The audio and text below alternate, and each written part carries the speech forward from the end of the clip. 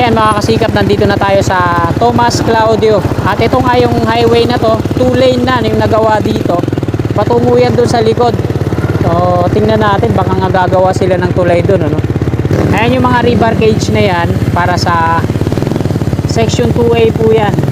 So may gwardiya nakatingin sa atin, dito tayo. Mapapalayas tayo ng di oras dyan. Ito po yung Skyway Stage 3 at ayan, galing nga tayo dun kanina, dun sa entry niya, no? Yung pasukan sa ginagawang highway dun sa dulo, patungo dun, no? So napakalawak pala kasi dalawang lane na yung pavement na na-pouring nila dun, nakita naman natin, no? Tapos dito sa kabila may ginagawa pa. Ito yung Skyway Stage 3 kung saan i-connect yung section 2A naman mula dito sa Tomas Claudio patungo dun sa PUP. At mapapansin nga natin dito mga kasikap, ayan yung unang rebar cage. Dito siya i-connect, southbound sa taas, northbound dyan sa baba. Tapos dyan yung unang dalawang magkaparehas. Tapos ayan yung pangalawa, pangatlo at pang-apat. Sinimulan ko to, walang naniniwala sa paligid ko. Magandang gabi po sa inyong lahat mga kasikap. Welcome po sa panibago na naman nating update. Nandito po tayo ngayon sa kabahan ng Quirino Avenue northbound at patungo po tayo dyan sa may Tomas Claudio at mag-update tayo dito sa Skyway Stage. Uy naku, nagpungguan. Patay. Lo. Hindi tayo.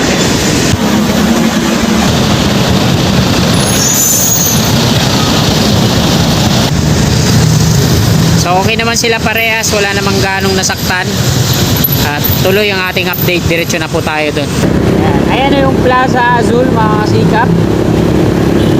Diretso tayo, dito tayo dadaan sa flyover na to, patungong Padre Jacinto Zamora Bridge.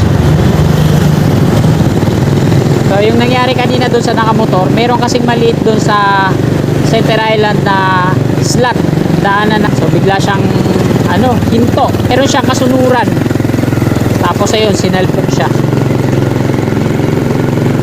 Ito po yung itsura ng double decker. Ayan yung Skyway Stage 3. Ito yung flyover northbound. Dito din pala dumadaan yung mga bus ng Partas.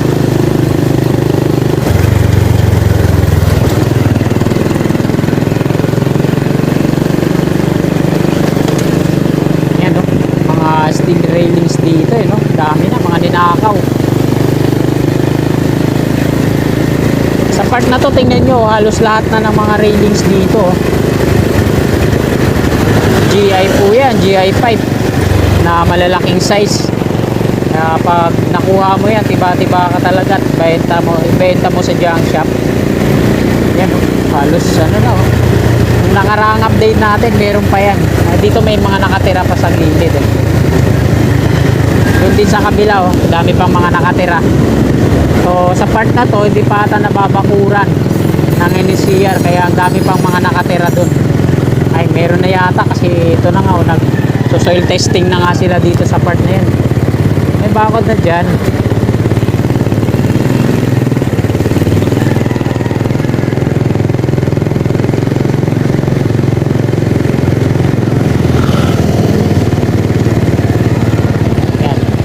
Dito tayo sa may bakanteng lote na to, kung saan nila tinatambak yung mga borak na nililinis nila dyan sa Pasig River. Ayan dami nilang mga heavy equipment dito. Ayan mga long arm na excavator. So ito ayan yung ginagamit nila para mag-dredging dyan, kunin yung mga borak. So ayan, mamaya akyat tayo dito pala, sorry, akyat tayo doon para makita natin yan.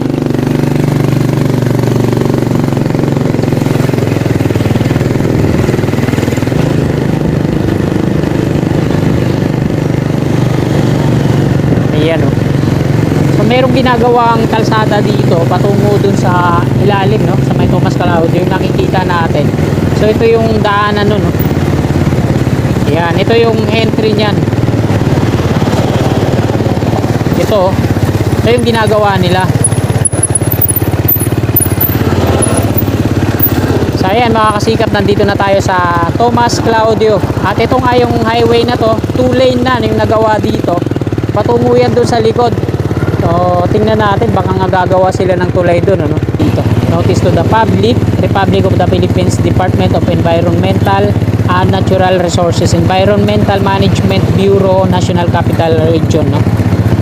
This contractor temporary office and facilities project of Acciona DMCI SCRPO2 joint venture has been issued an environmental compliance certificate ECCOL NCR 2024-0079 by the Environmental Management Bureau of the Department of Environment and Natural Resources, National Capital Region on June 30, 2024. So ito ata yan dyan sa ano, unahan. Ayan yung Biata Pandakan Station. Ayan. Yung Skyway Stage 3. Diyan i-connect yung Section 2A.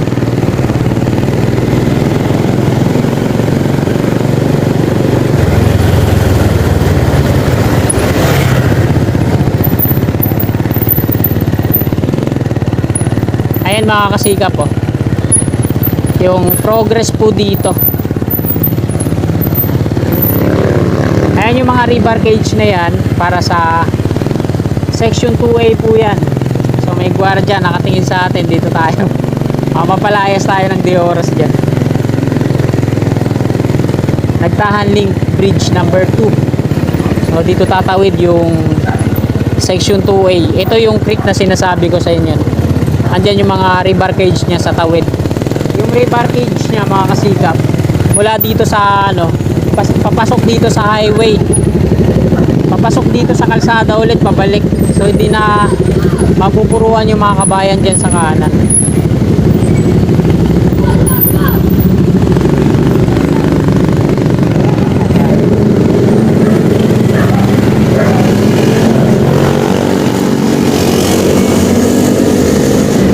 Ang gagawin natin, liliko tayo dun sa unahan, babalik tayo dito sa flyover. Tingnan natin dun sa taas yung Tomas Claudio, no? Yung ginagawang construction dun.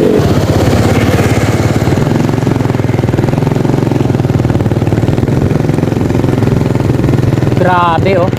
Tingnan nyo yung pipe ng Maynila. Malinis niyan at inayos. Pinuno na naman ang mga vandalismo. Ito naman yung flyover dito sa ano, Padre Jacinto Zamora Bridge patungong Quirino. Ito yung NCR sa ating gawing kanan. Daming ano, nakatambak na basura. Silipin din natin yan mamaya kung natanggal na yung mga riles. So ayan mga kasikap, na dito tayo sa taas ng flyover.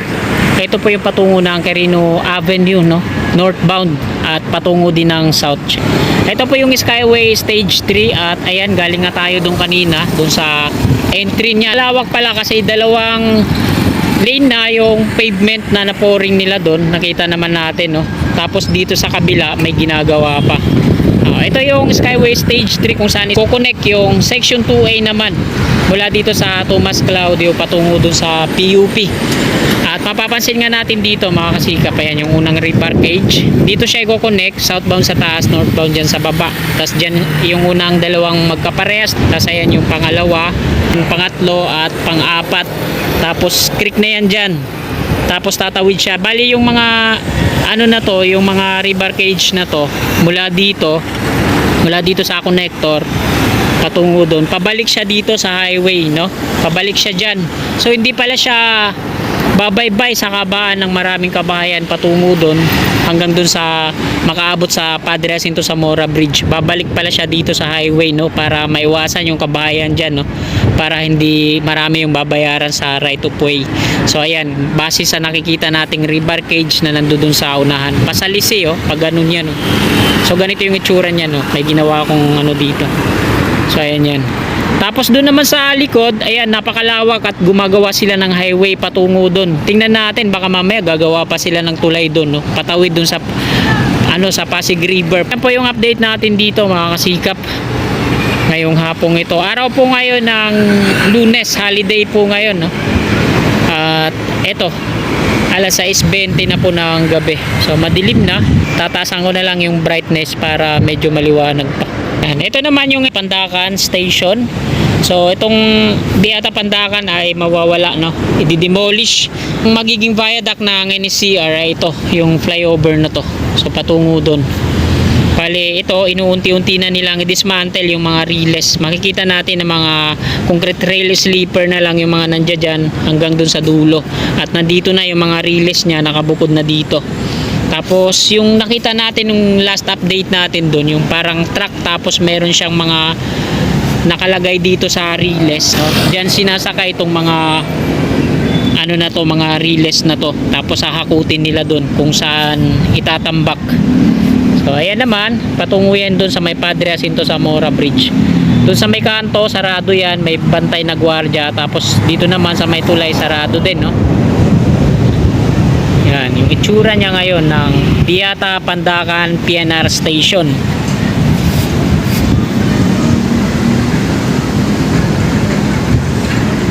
Ayan yung right of way ng NSCR. So dun sa dulo may bakod na, pero marami pa ring mga nakatira, no? Nakita natin kanina. At ito yung Skyway Stage 3. Ito yung viaduct ng flyover na magiging NSCR. Ayan yung Section 2A. Patungo yan dun sa double decker dun sa may PUP. Ang kontraktor po niya ay Dumduma. So yung barracks ng Dumduma na nandun sa may Padre Jacinto Zamora Bridge, wala na. Nandito na sila. Ayun, oh. Ayun na yung mga barracks nila dun. Lumipat na sila dyan. Under po sila ng San Miguel Corporation, yung Dumduma Subcon. Sila din po yung gumawa ng Section 2B na nagmumula dito sa Tomas Claudio patungo dun sa San Juan River. At ngayon naman sila din yung gumagawa sa Section 2A mula naman dito sa Tomas Claudio patungong PUP. Yung mga double decker na nandoon. Ayan, at i-update natin yan mamaya, pero dito tayo mag-end ng ating video. So ayan, maraming salamat mga kasikap sa patuloy nyo suporta sa aking munting YouTube channel. At bago nyo sana lisanin itong video na to, palike po. At sa mga kasikap natin na willing po na sumuporta sa akin, ayan, click lang natin subscribe dyan sa baba sa gawing kanan at yung katabi niyang bell. I-bell all po natin para always na updated po lagi tayo at manonotify tayo sa aking mga bagong upload. Maraming salamat, magandang gabi at God bless po sa ating lahat. Sulat